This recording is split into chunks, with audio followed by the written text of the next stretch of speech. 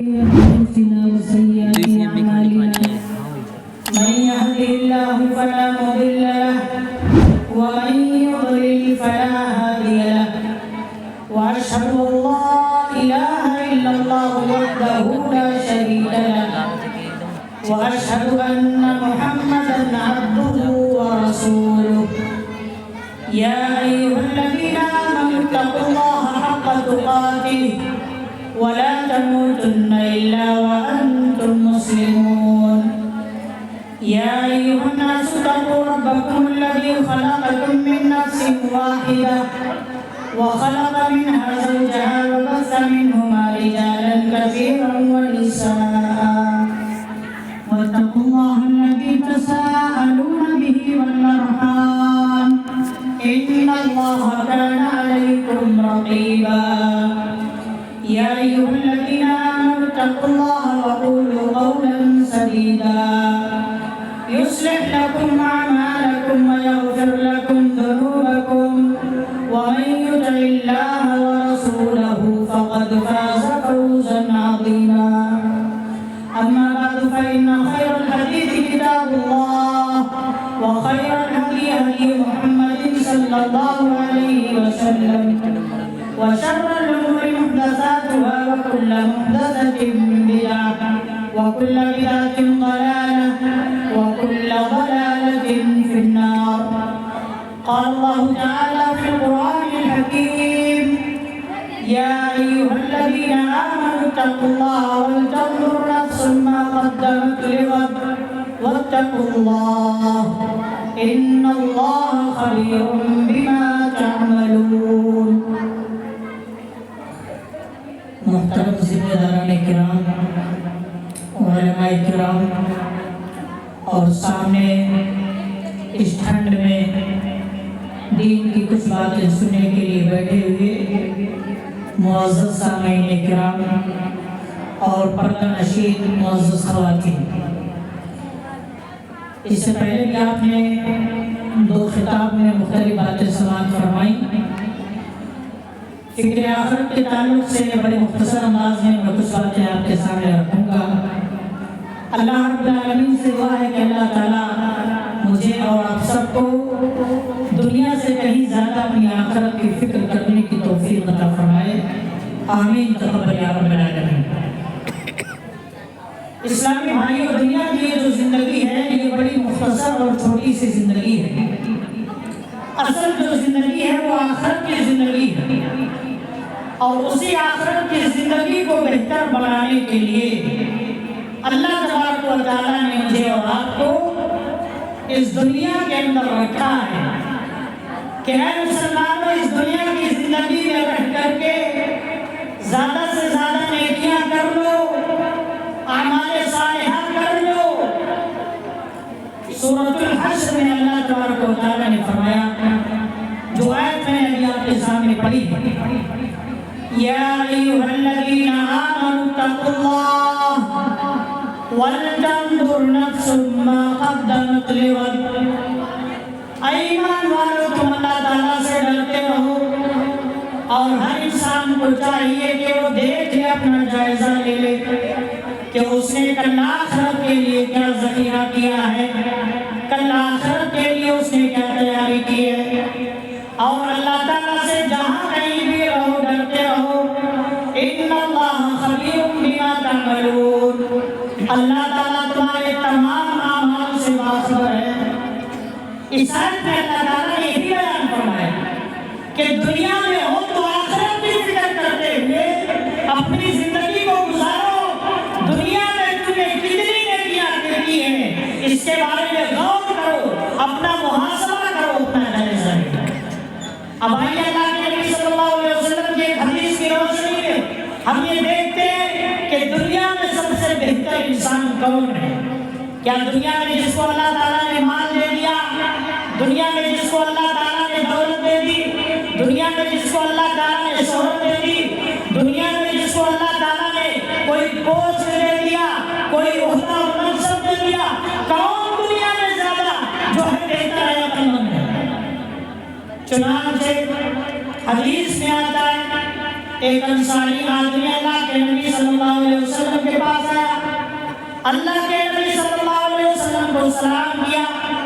سلام کرنے کے بعد کہا اللہ کے نبی بتائیے لوگوں میں سب سے افضل کون ہے؟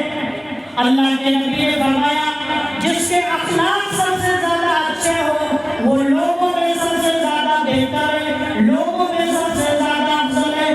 اس آدمی نے دوسرا سوال کیا، کہا اللہ کے نبی بتائیے مومنوں میں سب سے زیادہ عقلمند کون ہے؟ لوگوں میں سب سے زیادہ عقلمند کون ہے؟ اللہ کے نبی صلی اللہ علیہ وسلم نے جواب دیا اکثرهم للموت ذکرا واحسنهم لما بعده استعدادا اولئک الاغیاث. جو تم میں موت کو سب سے زیادہ یاد کرنے والا ہو اور موت کے بعد آنے والے مرحلے کی سب سے زیادہ تیاری کرنے والا ہو وہ سب سے زیادہ عقلمند ہے.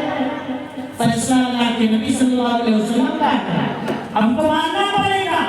اللہ کے نبی صلی اللہ علیہ وسلم نے بیان کر دیا کہ جو آدمی موت کو زیادہ یاد کرے اور موت کے بعد آنے والا جو مرحلہ ہے، موت کے بعد آنے والی جو زندگی ہے، جو اخروی زندگی ہے، جو ہمیشہ والی زندگی ہے، اس زندگی کے لیے جو سب سے زیادہ تیاری کرنے والا ہوتا ہے وہ دنیا کا اس کائنات کا سب سے زیادہ عقلمند انسان ہوتا ہے.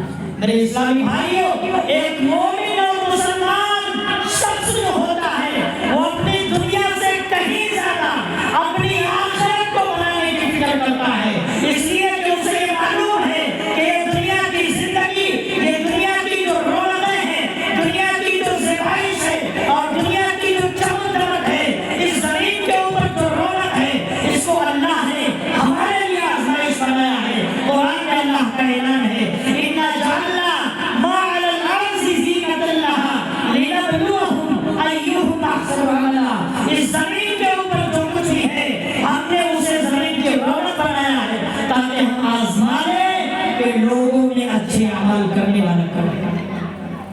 میرے اسلامی بھائیوں، زندگی کا کوئی بھروسہ نہیں ہے. موتیں آج بڑی کثرت سے واقع ہو رہی ہے. مختلف بیماریوں کا شکار ہو کر کے لوگ مر رہے ہیں. پیٹ کی بیماری سے لوگوں کی موت ہو رہی ہے، اٹیک کے ذریعے لوگوں کی موت ہو رہی ہے، کینسر کی بیماری کے ذریعے لوگوں کی موت ہو رہی ہے. اور آپ دیکھیں گے حادثات دنیا میں دن بدن بڑھتے ہوئے چلے جا رہے ہیں. ٹرک کے حادثات ہیں، ٹرینوں کے حادثات ہیں، پلین کے حادثات ہیں اور مختلف طرح کے حادثات ہیں. ابھی آپ نے اس سے پہلے کے خطاب میں سنا ہوگا کہ امریکہ کا ایک مشہور شہر کیلیفورنیا، وہاں کے لاس اینجلس سے اللہ تبارک و تعالیٰ کے حکم سے آگ لگی وہاں پر اور دیکھتے ہی دیکھتے پورا کا پورا شہر جل کر کے چند گھنٹوں میں راکھ ہو گیا، تباہ و برباد ہو گیا. میرے اسلامی بھائیوں، دنیا کی زندگی میں رہنا کسی کو نہیں ہے، مرنا ہر ایک کو ہے. قرآن کا اعلان ہے کل نفس ذائقۃ الموت، ہر نفس کو موت کا مزہ چکھنا ہے. اور میرے اسلامی بھائیوں، یہ بھی نہ سمجھ لینا کہ مرنے کے بعد زندگی ختم ہو جائے گی، مرنے کے بعد کہانی ختم ہو جائے گی، مرنے کے بعد قصہ ختم ہو جائے گا. نہیں، مرنے کے بعد انسان کی جو اخروی زندگی ہے، ہمیشگی والی زندگی ہے، اس زندگی کے سفر کی شروعات ہو جاتی ہے. اور اس کے بعد کیا ہوگا اللہ تبارک و تعالیٰ نے قرآن میں اس کو بیان کرنا ہے. وَإِنَّمَا تُوَفَّوْنَ أُجُورَكُمْ يَوْمَ الْقِيَامَةِ، قیامت کے دن تمہیں تمہارے اعمال کا پورا پورا بدلہ دیا جائے گا. اچھے اعمال لے کر کے آؤ گے جنت کی شکل میں، اللہ تعالیٰ تمہیں اچھا بدلہ عطا فرمائے گا، جنت کی نعمتیں عطا فرمائے گا. برائیاں لے کر کے جاؤ گے، گناہ لے کر کے جاؤ گے، نافرمانیاں لے کر کے جاؤ گے، اللہ تبارک و تعالیٰ گناہوں کی وجہ سے دوزخ کی سزا کے اندر تمہیں مبتلا کرے گا. اور اللہ نے بیان فرمایا اس کے آگے فَمَنْ زُحْزِحَ عَنِ النَّارِ وَأُدْخِلَ الْجَنَّةَ فَقَدْ فَازَ وَمَا الْحَيَاةُ الدُّنْيَا إِلَّا مَتَاعُ الْغُرُورِ. جو دوزخ کی آگ سے دور کر دیا جائے گا، جہنم کی آگ سے بچا لیا جائے گا اور جنت کے اندر داخل کر دیا جائے گا، وہ کامیاب ہو جائے گا. اور دنیا کی زندگی جو میں دھوکے کا سامان ہے. یہ اصل زندگی ہوگی جس کو بہتر بنانے کے لیے دنیا کی زندگی میں اللہ تبارک و تعالیٰ نے ہمیں یہ موقع دیا۔ اس لیے میرے اسلامی بھائیوں، میری ماں اور بہنوں، اس زندگی کو غنیمت جانو اور زیادہ سے زیادہ اس دنیا کی زندگی میں اعمال صالحہ کرنے کی کوشش کرو، نیک اعمال کرنے کی کوشش کرو۔ آئیے اللہ کے نبی صلی اللہ علیہ وسلم کی ایک بہترین حدیث پڑھ لیتے ہیں۔ آخرت کی فکر کریں گے دنیا میں فائدہ کیا ملے گا، اور صرف دنیا کی فکر کریں گے نقصان کیا ہوگا۔ اللہ کے نبی صلی اللہ علیہ وسلم نے اس بات کی ترغیب دلائی ہے کہ اے لوگوں، آخرت کی فکر کرتے ہوئے تم اپنی زندگی کو گزارو۔ اللہ کے نبی حدیث میں فرماتے ہیں من كانت الآخرة همه جعل الله غناه في قلبه وجمع له شمله واتته الدنيا وهي راغمة۔ اللہ کے نبی فرماتے ہیں جو آخرت کی فکر کرتے ہوئے اپنی زندگی کو گزارتا ہے، اللہ تعالیٰ اس کے دل کو غنی کر دیتا ہے، اللہ تعالیٰ اس کے دل کو بے نیاز کر دیتا ہے، اللہ تعالیٰ اس کے دل کو مالدار کر دیتا ہے، اور اس کے حالات کو اللہ تعالیٰ درست کر دیتا ہے، اور دنیا اس کے پاس ذلیل ہو کر کے آتی ہے، دنیا اس کے پاس عاجز ہو کر کے آتی ہے۔ اس لیے کہ اس نے دنیا کو کبھی بھاؤ ہی نہیں دیا، دنیا کو کبھی ویلیو ہی نہیں دی۔ آخرت کی فکر کریں کہ اللہ تعالیٰ دل کو غنی کر دے گا، اللہ تعالیٰ دل کو بے نیاز کر دے گا، اور دل کی بے نیازی یہ بہت بڑی چیز ہے۔ دنیا کے اندر بہت سارے لوگ ایسے ہیں جن کو اللہ نے مال دیا ہے، دولت دی ہے، پیسہ دیا ہے، لیکن کبھی ضرورت پڑنے پر کسی ضرورت مند کو، کسی محتاج کو، کسی غریب اور مسکین کو 10-20-50 روپے اگر دینے کی ضرورت پڑ جائے، جیب سے وہ پیسے نکلتے ہیں تو پیشانیوں پر شکنے پڑ جاتے ہیں۔ کیوں؟ اللہ نے مال تو دیا ہے لیکن دل کی مالداری اللہ نے عطا نہیں فرمائی ہے، دل کی بے نیازی اللہ نے عطا نہیں فرمائی ہے۔ میرے اسلامی بھائیوں، اور اسی طریقے سے جو آدمی جو ہے آخرت کی فکر کرتا ہے، اللہ اس کے دل کو بے نیاز کر دیتا ہے، اور اللہ تعالیٰ اس کے حالات کو درست کر دیتا ہے، اور دنیا کو اس کے پیچھے لگا دیتا ہے۔ دنیا اس انسان کے پاس چلتے ہوئے آتی ہے، اور جو انسان آخرت کو بھول کر کے صرف دنیا کے پیچھے پڑ گیا ہے، سوتے ہوئے، بیٹھتے ہوئے، جاگتے ہوئے، کھاتے اور پیتے ہوئے بس فکر ہے تو دنیا کی فکر ہے، ایسے آدمی کے بارے میں میرے نبی کا فرمان ہے وَمَنْ كَانَتِ الدُّنْيَا هَمَّهُ جَعَلَ اللَّهُ فَقْرَهُ بَيْنَ عَيْنَيْهِ۔ اور جو آدمی صرف دنیا کی فکر کرتا ہے، اللہ تبارک و تعالیٰ محتاجی کو، فقیری کو اس کی دونوں آنکھوں کے سامنے کر دیتا ہے، فقیری کو، محتاجی کو اس کی آنکھوں کے سامنے کر دیتا ہے۔ اب کیا ہوگا؟ آدمی کو ہمیشہ اسی بات کا ڈر لگا رہے گا۔ آدمی کے پاس بہت زیادہ مال ہے، آدمی کے پاس بہت زیادہ دولت ہے، آدمی کے پاس اچھی جاب ہے، اچھی پراپرٹی بھی ہے، لیکن اس کے باوجود بھی آدمی کو ہمیشہ ڈر لگا رہے گا کہ کب میرا مال ختم ہو جائے گا، کب میری دولت ختم ہو جائے گی۔ اس لیے کہ یہ آدمی صرف دنیا کی فکر کرتا ہے، اس کا نقصان یہ ہوگا کہ اس کو فقیری ہمیشہ اپنی آنکھوں کے سامنے دکھائی دے گی۔ اور کیا نقصان ہوگا؟ آخرت کو بھول کر کے صرف دنیا کے پیچھے بھاگ رہے ہیں۔ اللہ کے نبی فرماتے ہیں وَفَرَّقَ عَلَيْهِ شَمْلَهُ، اللہ تبارک و تعالیٰ ان کے حالات کو بکھیر کر کے دیتا ہے۔ زندگی میں ساری چیزیں ہیں، اچھا گھر ہے، اچھی پراپرٹی ہے، اچھی نوکری ہے، سب کچھ ہے، گاڑیاں ہیں گھر میں، سب کچھ ہے، لیکن زندگی میں چین نہیں ہے، زندگی میں اطمینان نہیں ہے، زندگی میں سکون نہیں ہے۔ اس لیے کہ آدمی جب دنیا کے پیچھے پڑ جاتا ہے تب اللہ تبارک و تعالیٰ ساری چیزیں موجود رہتے ہوئے، ساری آسائشیں رہتے ہوئے، اللہ تبارک و تعالیٰ اس کی زندگی سے چین کو ختم کر دیتا ہے، اس کی زندگی سے اللہ تبارک و تعالیٰ سکون کو ختم کر دیتا ہے۔ وَلَمْ يَأْتِهِ مِنَ الدُّنْيَا إِلَّا مَا قُدِّرَ لَهُ، اور دنیا میں اسے اتنا ہی ملتا ہے جتنا اللہ نے اس کے مقدر میں لکھ دیا ہے، زیادہ بھی نہیں ملے گا۔ آدمی کوشش کتنا بھی کر لے، ہاتھ پر کتنا بھی چلا لے، ملے گا اتنا ہی جتنا اللہ نے اس کے مقدر میں لکھ دیا ہے۔ میرے بھائیوں، ہمارے لیے جاننا یہ بھی ضروری ہے کہ اب ہمیں آخرت کی فکر کرنا ہے اور آخرت کو بھول کر کے دنیا کے پیچھے بالکل نہیں پڑ جانا ہے۔ اب آئیے اللہ کے نبی صلی اللہ علیہ وسلم کی حدیث سے یہ دیکھ لیتے ہیں کہ ہمیں دنیا میں کیسے رہنا ہے، کیسے جینا ہے، کیسے ہمیں زندگی گزارنا ہے۔ چنانچہ اللہ کے نبی صلی اللہ علیہ وسلم حضرت عبداللہ بن عمر رضی اللہ عنہ کے کاندھے پر ہاتھ رکھتے اور اللہ کے نبی فرماتے ہیں کن فی الدنیا کانک غریب او عابر سبیل، کہ عبداللہ بن عمر تم دنیا کے اندر ایک اجنبی کی طرح اپنی زندگی کو گزارو، تم دنیا کے اندر ایک مسافر کی طرح اپنی زندگی کو گزارو۔ ایک اجنبی انسان وہ ہوتا ہے جو اپنے ملک سے بہت زیادہ دور رہتا ہے، اپنے شہر سے بہت زیادہ دور رہتا ہے، وہ انسان اجنبی ہے، کوئی آدمی اس کو جاننے والا نہیں ہے، کوئی آدمی اس کو پہچاننے والا نہیں ہے۔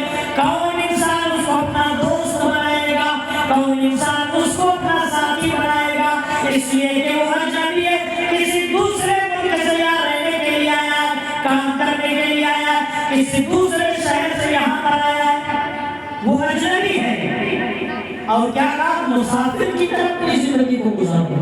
ایک مسافر جب سفر کرتا ہے، جب تک وہ سفر ختم نہیں کر دیتا، اپنی منزل پر پہنچ نہیں جاتا، تب تک اس مسافر کو سکون نہیں ملتا، اس لیے کہ اسے پتا ہے کہ میں جس منزل کے لیے نکلا ہوں سفر پر، وہ منزل ابھی مجھے ملی نہیں ہے، اس لیے اس مسافر کو سکون نہیں ملتا جب تک وہ مسافر اپنی منزل تک پہنچ نہیں جاتا ہے۔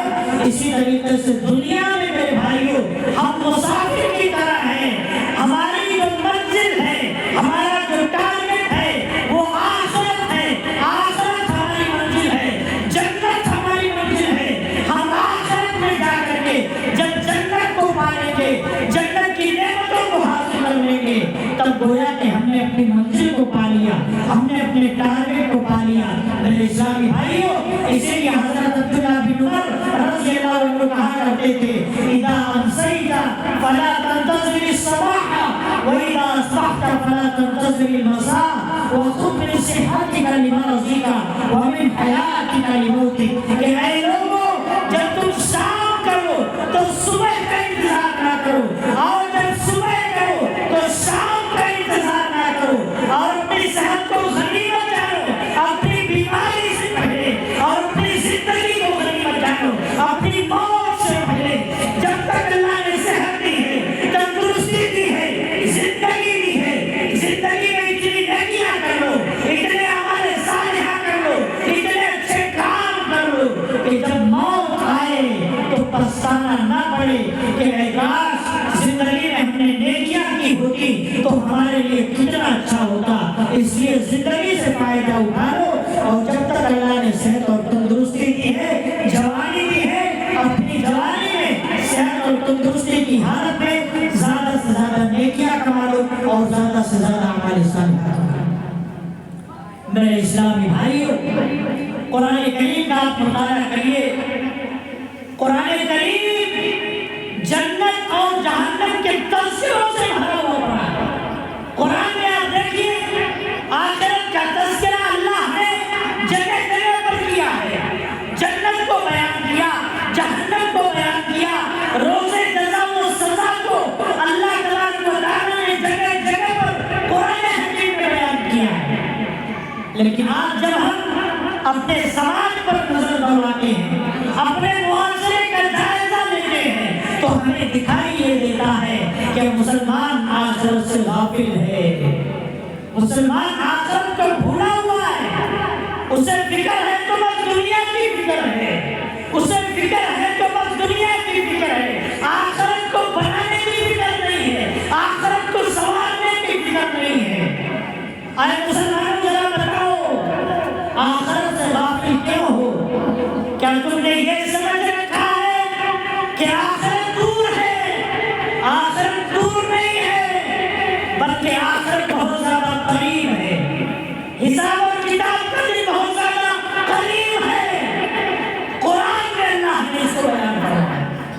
کیا بیان فرمایا؟ پارہ نمبر 17 کی پہلی آیت پڑھی ہے، اقترب للناس حسابهم وهم في غفلة معرضون۔ لوگوں کے حساب اور کتاب کا وقت قریب آ چکا ہے، لیکن لوگ غفلت میں منہ پھیرے ہوئے ہیں۔ اللہ تبارک و تعالیٰ جو اپنے بندوں سے بہت زیادہ پیار کرتا ہے، جو اپنے بندوں سے بہت زیادہ محبت کرتا ہے، اللہ تبارک و تعالیٰ پیار بھرے انداز میں اپنے بندوں کو سکھا رہا ہے، اپنے بندوں کو بتا رہا ہے کہ اے میرے بندوں، قیامت کا دن قریب ہے، حساب اور کتاب کا دن قریب ہے۔ جس طریقے سے ایگزام آنے والا ہوتا ہے، امتحان آنے والا ہوتا ہے، ٹیسٹ آنے والا ہوتا ہے، تو والدین اپنے پیارے بچوں سے کہتے ہیں اے میرے پیارے بچوں، امتحان آنے والا ہے، محنت سے پڑھائی کر لو تاکہ امتحان میں اچھے نمبرات سے کامیاب ہو جاؤ۔ اسی طریقے سے استاد اپنے طالب علموں سے کہتا ہے کہ اے میرے پیارے بچوں، امتحان قریب ہے، محنت سے پڑھ لو، محنت سے پڑھنے کے بعد جب امتحان دو گے تو اچھے نمبرات سے تم کامیاب ہو جاؤ گے۔ اسی طریقے سے اللہ تبارک و تعالیٰ جو اپنے بندوں سے بہت زیادہ پیار کرنے والا ہے، جو اپنے بندوں سے بہت زیادہ محبت کرنے والا ہے، اللہ تبارک و تعالیٰ اپنے بندوں سے یہی فرما رہا ہے کہ اے میرے بندوں، حساب اور کتاب کا وقت دور نہیں ہے بلکہ حساب اور کتاب کا وقت قریب ہے۔ اے میرے بندوں، دنیا کے اندر تم زیادہ سے زیادہ نیکیاں کر لو، دنیا کے اندر تم زیادہ سے زیادہ اعمال صالحہ کر لو، اللہ تبارک و تعالیٰ کی اطاعت کرتے ہوئے اپنی زندگی کو گزار لو، اللہ کی فرمانبرداری کرتے ہوئے اپنی زندگی کو گزار لو، نیکیوں کا ذخیرہ اکٹھا کر لو تاکہ جب تم نیک اعمال لے کر کے میرے پاس آؤ تو جنت کی شکل میں میں تمہیں بہترین بدلہ عطا فرما دوں اور تم میرے پاس آنے کے بعد کامیاب ہو جاؤ، ناکام ہونے سے، فیل ہونے سے بچ جاؤ۔ معلوم کیا ہوا؟ حساب و کتاب کا وقت دور نہیں ہے، قریب ہے، اس لیے ہمیں آخرت کی فکر کرنا ہے۔ صحیح بخاری کی ایک روایت ہے جس میں حضرت علی رضی اللہ تعالیٰ عنہ فرماتے ہیں ارتحلت الدنیا مدبرة وارتحلت الآخرة مقبلة فكل منهما بنون فكونوا من أبناء الآخرة ولا تكونوا من أبناء الدنيا فإن اليوم عمل ولا حساب وغدا حساب ولا عمل۔ فرماتے ہیں کہ دنیا گزرتی ہوئی چلی جا رہی ہے اور آخرت قریب آتی جا رہی ہے۔ دنیا میں کچھ ایسے لوگ بھی ہیں جو آخرت کو طلب کرنے والے، کچھ ایسے لوگ ہیں جو دنیا کو چاہنے والے اور دنیا کو طلب کرنے والے۔ اے لوگوں، تمہیں کس چیز کو طلب کرنا ہے؟ تمہیں کس چیز کو طلب کرنا ہے؟ تمہیں کس چیز کو حاصل کرنا ہے؟ کہا فَكُونُوا مِنْ أَبْنَاءِ الْآخِرَةِ، تم آخرت کے طلبگار بنو، آخرت کے چاہنے والے بنو، دنیا کے طلبگار نہ بنو، دنیا کے چاہنے والے نہ بنو۔ اس لیے کہ آج اللہ تبارک و تعالیٰ نے عمل کرنے کا موقع دیا ہے، آج حساب اور کتاب نہیں ہو رہا ہے، لیکن جب قیامت کا دن ہوگا وہاں پر حساب اور کتاب ہوگا، لیکن عمل کرنے کا موقع انسان کو نہیں ملے گا۔ آج اللہ نے موقع دیا ہے عمل کرنے کا، عمل کرنا ہے، ورنہ موت آنے کے بعد، قیامت کے قائم ہونے کے بعد عمل کرنے کا موقع ملے گا نہیں ملے گا۔ قرآن حکیم میں اللہ نے فرمایا حَتَّى إِذَا جَاءَ أَحَدَهُمُ الْمَوْتُ قَالَ رَبِّ ارْجِعُونِ لَعَلِّي أَعْمَلُ صَالِحًا فِيمَا تَرَكْتُ كَلَّا۔ جب گنہگاروں میں سے کسی کی موت آنے لگتی ہے تو وہ کہتا ہے کہ اللہ رب العالمین تو مجھے دنیا میں پھر سے بھیج دے، اللہ تبارک و تعالیٰ تو مجھے پھر سے موقع دے دے تاکہ میں دنیا میں جانے کے بعد پھر سے نیکیاں کر لوں، نیک اعمال کر لوں۔ اللہ تبارک و تعالیٰ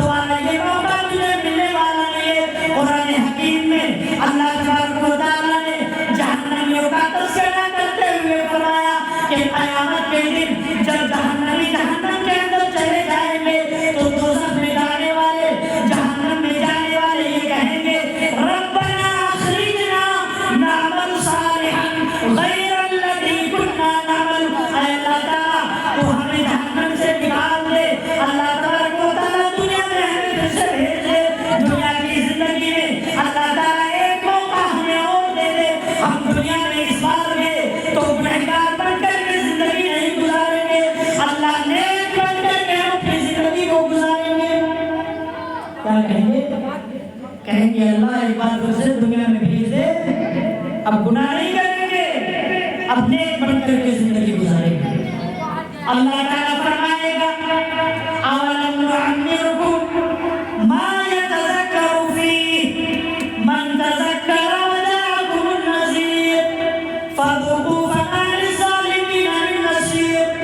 ہم نے تمہیں اتنی عمر دی تھی کہ اگر تم نصیحت حاصل کرنا چاہتا تو نصیحت حاصل کر لیتا۔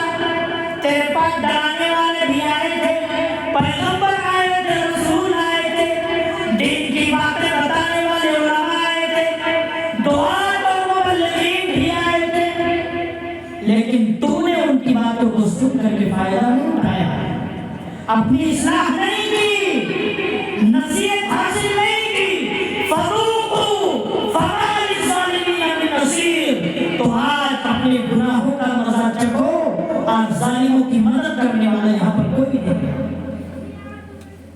میرے اسلامی بھائیوں، آج اللہ تبارک و تعالیٰ نے موقع دیا ہے دنیا کی زندگی میں نیکیاں کر لیں، اعمال صالحہ کر لیں، ورنہ یہ زندگی جب ختم ہو جائے گی تو پھر دوبارہ نیکیاں کرنے کا موقع انسان کو ملنے والا نہیں۔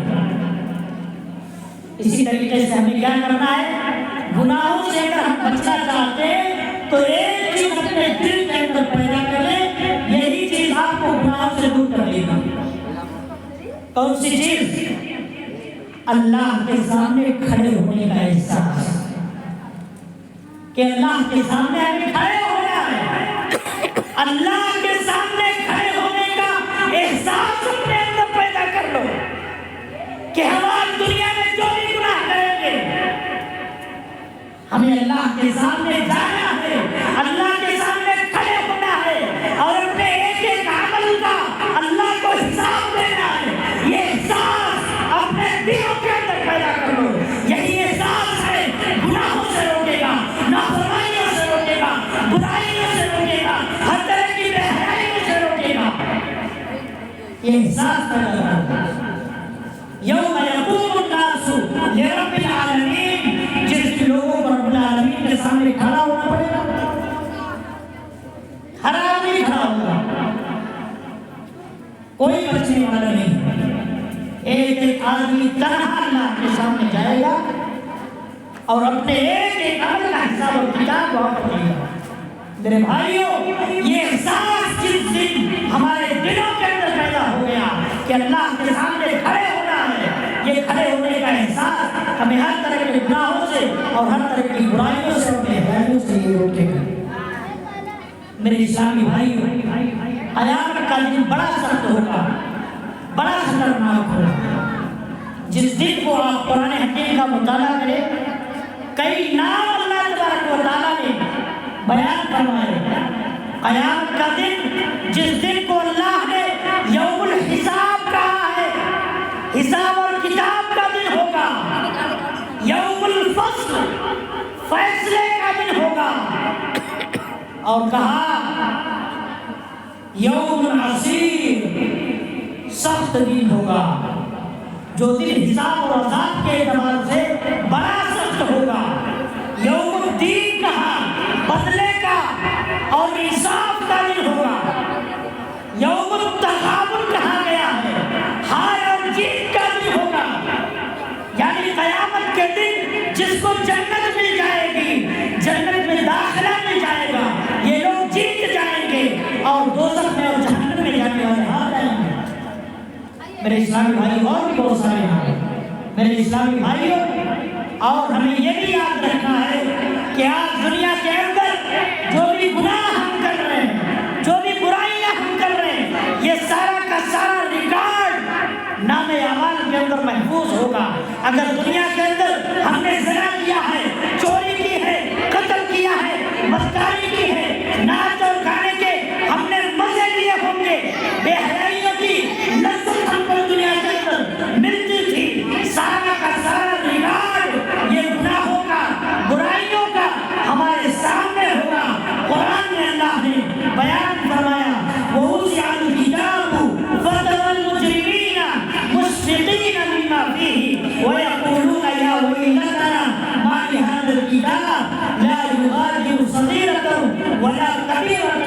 احصاها. قیامت کے دن اعمال نامے سامنے رکھ دیے جائیں گے اور انسان دیکھے گا، مجرم انسان کہے گا اللہ یہ کیسی کتاب ہے جس نے ہمارے چھوٹے اور بڑے کسی گناہ کو نہیں چھوڑا، ساری کی ساری چیزیں ہمارے اعمال نامے کے اندر درج ہیں. اور مجرم انسان چاہے گا کہ اے کاش آج میرے گناہ مجھ سے دور کر دیے جاتے تو کتنا بہتر ہوتا. قرآن میں اللہ نے بیان فرمایا یوم تجد کل نفس ما عملت من خیر محضرا وما عملت من سوء تود لو ان بینها وبینہ امدا بعیدا.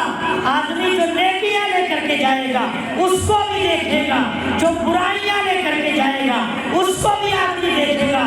اور مجھے انسان چاہے گا کہ کاش اس کے اور اس کے گناہوں کے درمیان بہت زیادہ دوری پیدا کر دی جاتی تو یہ اس کے لیے کتنا اچھا ہوتا.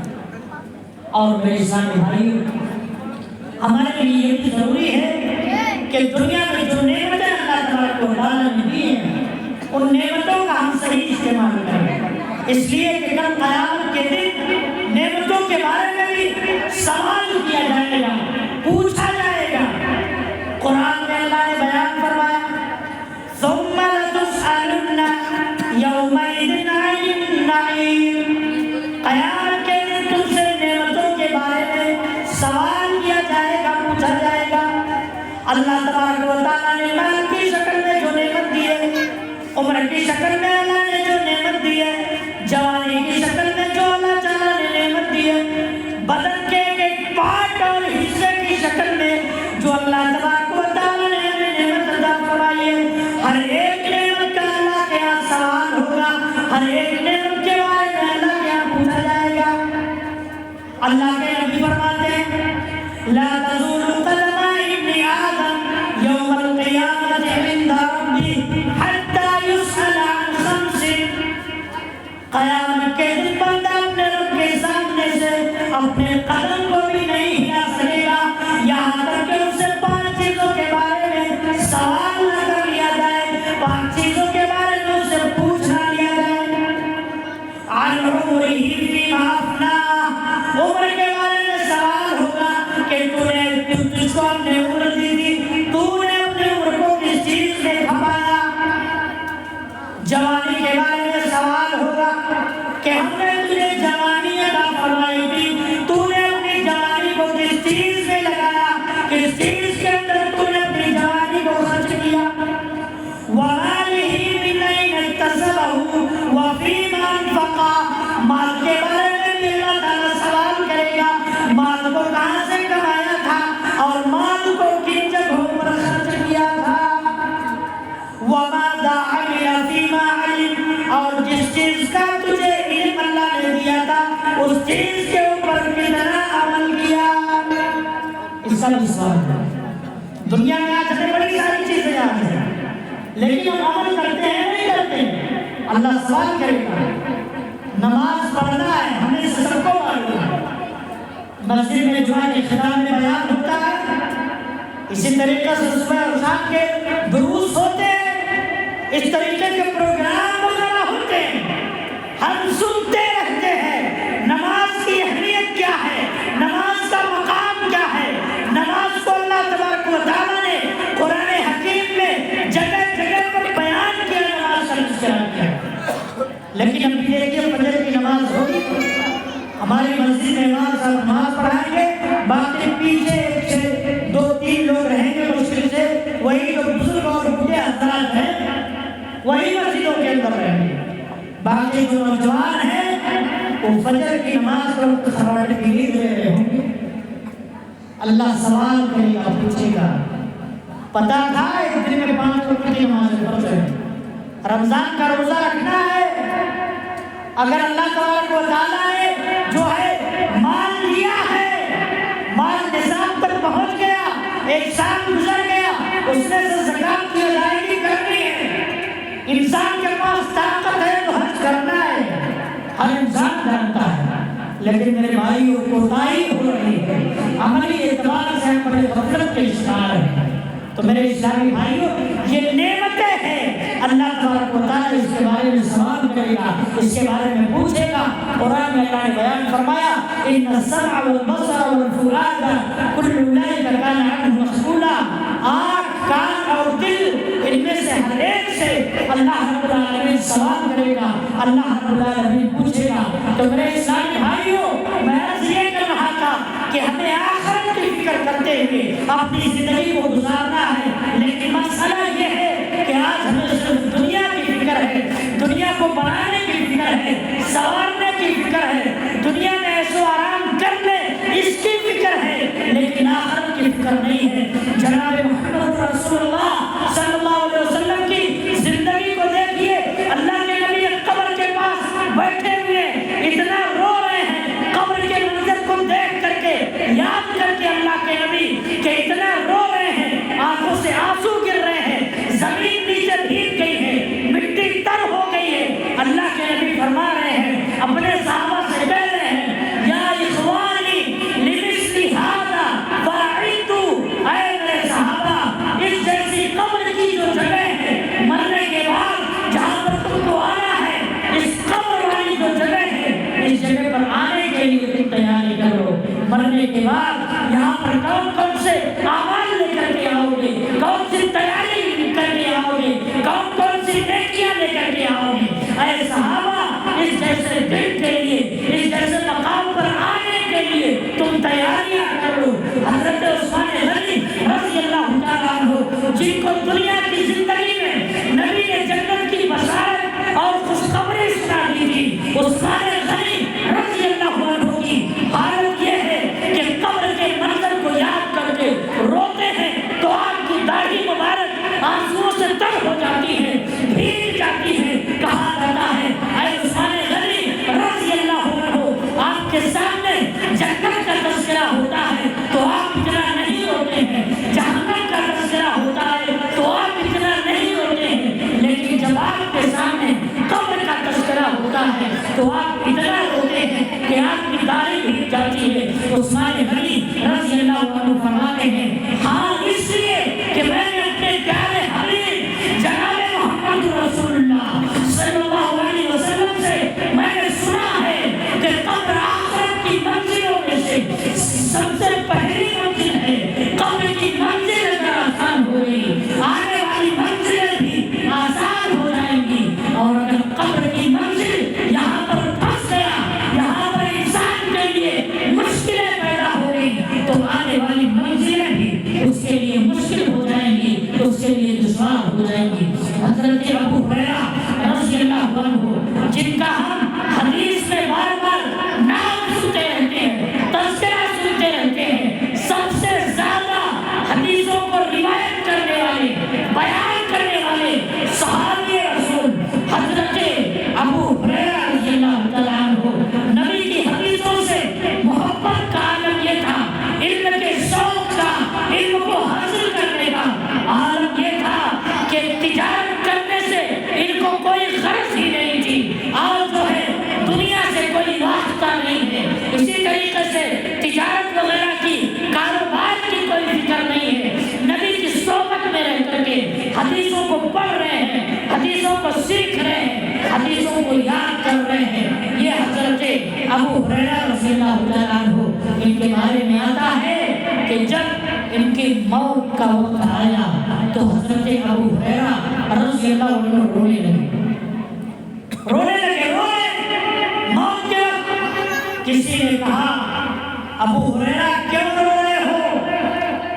کہا کہ میں اس وجہ سے نہیں رو رہا کہ میں دنیا کو چھوڑ رہا ہوں، دنیا کو چھوڑنے کے غم میں، دنیا کو چھوڑنے کی وجہ سے میں نہیں رو رہا ہوں، بلکہ میں اس لیے رو رہا ہوں، مجھے اس لیے رونا آ رہا ہے، اس لیے کہ میں ایک لمبے سفر پر نکل رہا ہوں، ایک لمبے سفر پر روانہ ہونے والا ہوں، اور میرے پاس زاد سفر بہت کم ہے، زاد سفر بہت کم ہے، اور سفر میرا بہت لمبا ہے، اور مجھے یہ بھی نہیں معلوم کہ میرا ٹھکانہ کیا ہوگا، میں جنت میں جاؤں گا یا جہنم میں جاؤں گا، مجھے یہ بھی نہیں معلوم ہے۔ صحابی رسول ہیں، کس طرح کی آخرت کی فکر ہوتی تھی، آخرت کو بنانے کی اور سنوارنے کی فکر ہوا کرتی تھی، جنہوں نے اپنی پوری زندگی دین کی خدمت کرنے میں گزار دی، نبی کی حدیثوں کو یاد کرنے میں گزار دی، نبی کی حدیثوں کو بیان کرنے میں گزار دی، جن کی پوری زندگی نیکیوں میں گزری ہو، ان کی حالت یہ ہے کہ رو رہے ہیں، ہماری زندگی گزر جاتی ہے ہماری آنکھوں سے، اللہ کی محبت میں، اللہ تبارک و تعالیٰ کے ڈر سے، موت کے منظر کو دیکھ کر کے، جنازے کو دیکھ کر کے ہمارے دل اتنے سخت ہو چکے کہ ہماری آنکھوں سے آنسو کے قطرے نہیں ٹپکتے، ہماری آنکھوں سے آنسو نہیں گرتے۔ میرے اسلامی بھائیوں، ہمیں اپنے دلوں کا جائزہ لینے کی ضرورت ہے کہ کہیں ایسا تو نہیں کہ ہم گناہ کرنے میں اتنے جری ہو گئے، اتنے بے باک ہو گئے کہ ہمارے دل ہی سخت ہو گئے کہ اب ہم موت کا منظر بھی دیکھیں، جنازے کا منظر بھی دیکھیں تو ہماری آنکھوں سے آنسو نہ گرے۔ غور کرنے کی ضرورت ہے، ہمیں اپنا جائزہ لینے کی ضرورت ہے۔ میرے اسلامی بھائی، انہی چند باتوں کے ساتھ میں اپنی بات کو ختم کرتا ہوں۔ اللہ تبارک و تعالیٰ سے دعا ہے کہ اللہ رب العالمین ہم تمام لوگوں کو دنیا سے کہیں زیادہ ہمیں اپنی آخرت کی فکر کرنے کی توفیق عطا فرمائے، اپنی آخرت کو بنانے اور سنوارنے کی توفیق اللہ تعالیٰ ہمیں عطا فرمائے، دنیا کی زندگی میں زیادہ سے زیادہ نیکیاں کرنے کی، اعمال صالحہ کرنے کی اللہ تبارک و تعالیٰ توفیق عطا فرمائے۔ دنیا میں اللہ تبارک و تعالیٰ ہر طرح کے گناہوں سے، ہر طرح کی نافرمانیوں سے اللہ رب العالمین ہماری حفاظت کروائے۔ اللہ تبارک و تعالیٰ دنیا میں بھی ہمیں خیر اور بھلائی عطا فرمائے، آخرت میں بھی اللہ تبارک و تعالیٰ ہمیں خیر اور بھلائی عطا فرمائے۔ اللہ تبارک و تعالیٰ جب تک ہمیں دنیا میں زندہ رکھے، اسلام کے اوپر زندہ رکھے، اور جب ہمارا خاتمہ ہو تو ایمان بالخیر پر اللہ رب العالمین ہمارا خاتمہ فرمائے۔ آمین تقبل یا رب العالمین۔ السلام علیکم ورحمۃ اللہ وبرکاتہ۔ جزاکم اللہ خیرا و احسن الجزاء۔ سامعین، اب یہاں سے تقریری سلسلہ ختم کیا جاتا ہے۔ آخر میں نظم پیش کرنے کے لیے میں افتخار صاحب کو آواز دیتا ہوں، وہ تشریف لائیں اور اختتامی نظم پیش کریں۔